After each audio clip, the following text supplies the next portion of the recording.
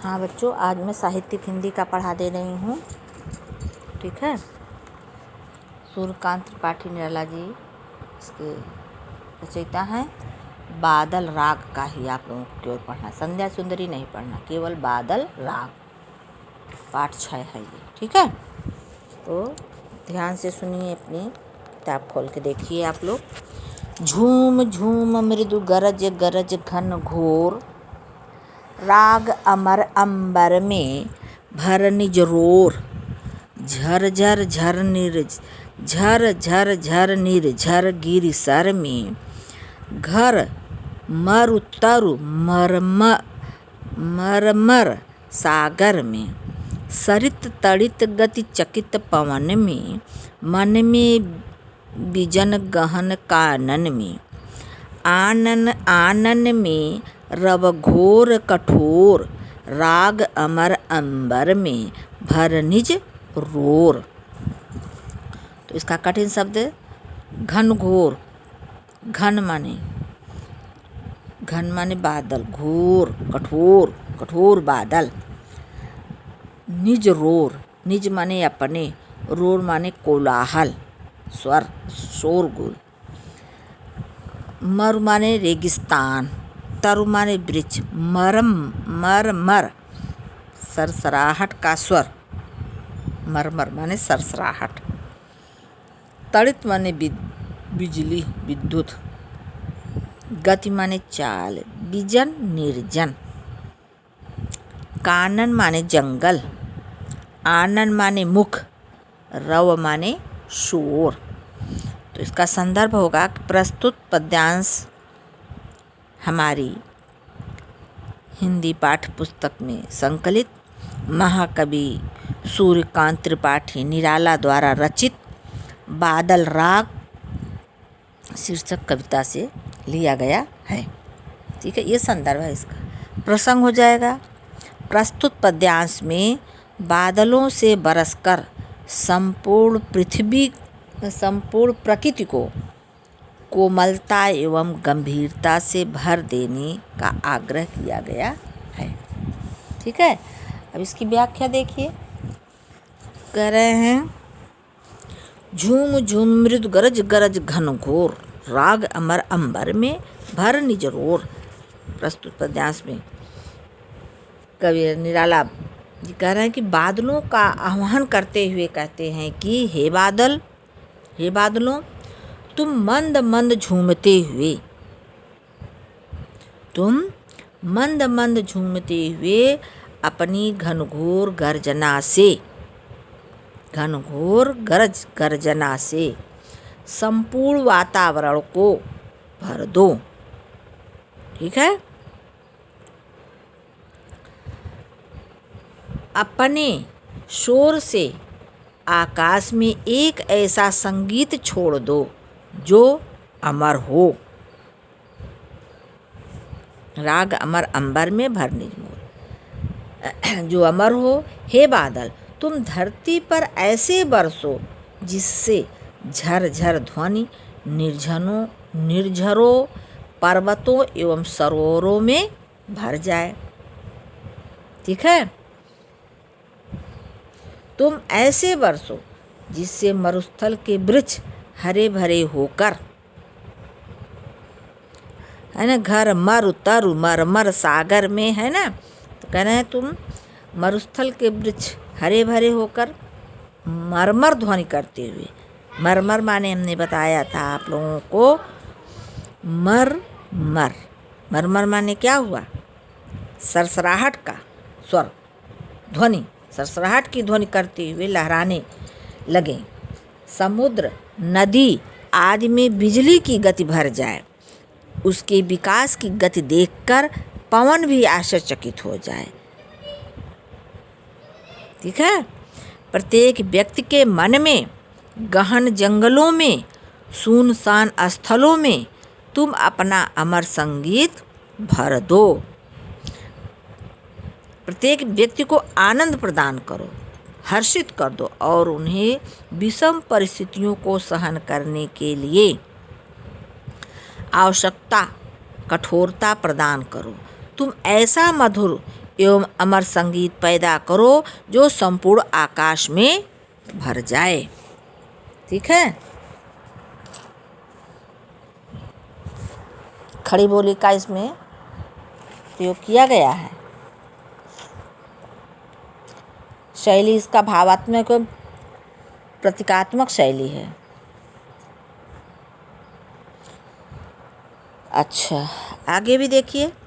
अरे वर्ष के हर्ष बरस तू बरस बरस रसधार, पार ले चल तू मुझको, बहा दिखा मुझको भी निज, गर्जन भैरव संसार।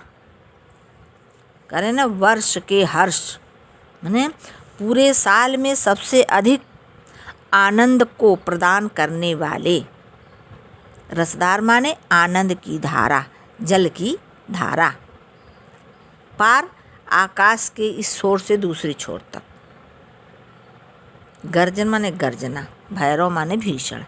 तो संदर्भ तो वही रहेगा, जानते ही आप लोग। प्रसंग में कि प्रस्तुत पद्यांश में कवि ने बादलों से बरसकर संपूर्ण पृथ्वी को आनंद विभोर कर देने का आग्रह किया है। इसी के बारे में इसमें वर्णन किया गया है। व्याख्या इसका देखिए। प्रस्तुत पद्यांश में कवि और निराला बादलों को संबोधित करते हुए कहते हैं कि वर्ष भर में सबसे अधिक आनंद प्रदान करने वाले बादल, तुम अपनी जल की धारा से संपूर्ण वातावरण को आनंदमय कर दो। कहने का मतलब है कि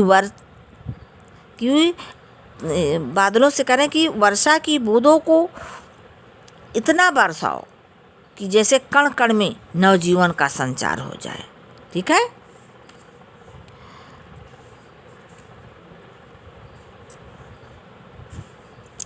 फिर आगे कहते हैं, बादलों से ही पार ले चल तू मुझको, बहा दिखा मुझको भी निज, गर्जन भैरव संसार। है तो 3 ही लाइन, बहुत छोटा, लेकिन थोड़ा सा इसमें बढ़ा चढ़ा करके बादलों से संबंधित करना, तो इतना ही सीधे सीधे थोड़ा लिखना, थोड़ा सा बढ़ा करके लिखना है।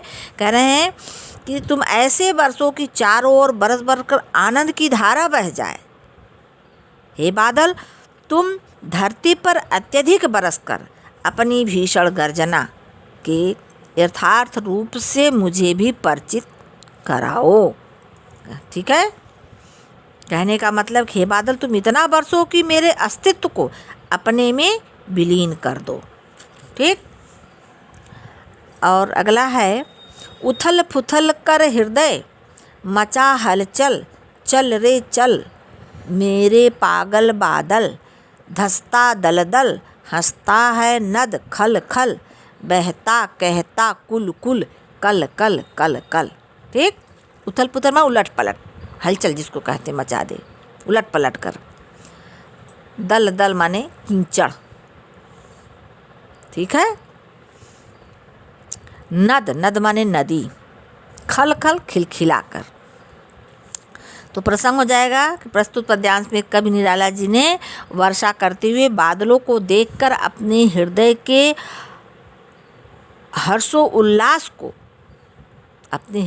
हर्षोल्लास को वाणी प्रदान की। इसी का इसमें वर्णन किया गया है। व्याख्या है इसका, कभी बादलों को आह्वान करते हुए कहते हैं कि हे बादलों, तुम इतना बरसो कि मेरे हृदय को आनंद विभोर कर उलट पलट कर दो, अर्थात मेरे मन में हलचल पैदा कर दो। तुम्हारे बरसने से दल दल धस जाते हैं। ठीक है।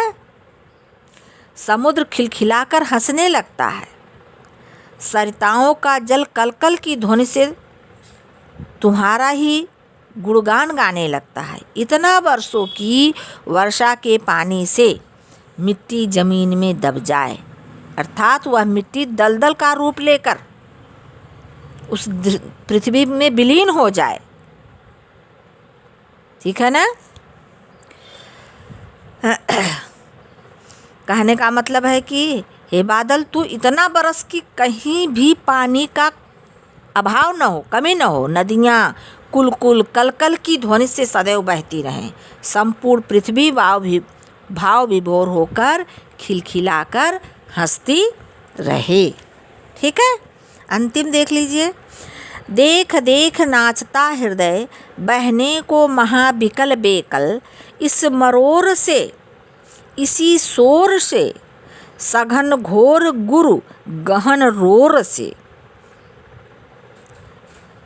मुझे गगन का दिखा सघन वह छोर, रास अमर अंबर से भर निज रोर।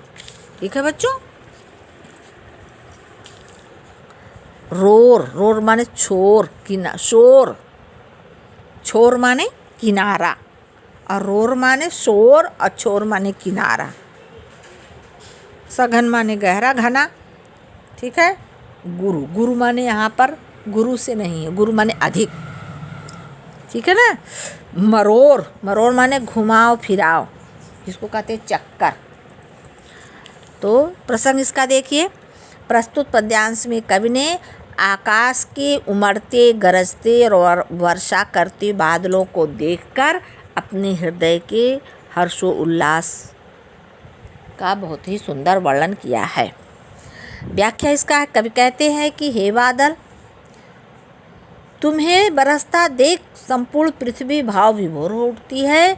वर्षा की बूंदों को देखकर मन खुशी से नाच उठता है। बादलों के बरसने से न केवल हर्ष की लहर चारों ओर फैल जाती है, बल्कि मन बेचैन हो उठता, अर्थात व्याकुल होकर वर्षा की बूंदों में ही मदमस्त हो जाता है। ठीक है, आगे कब कहते हैं कि हे बादल, मुझे आसमान का वह छोर माने वह किनारा दिखाओ जो अत्यधिक डरावना प्रतीत हो रहा है।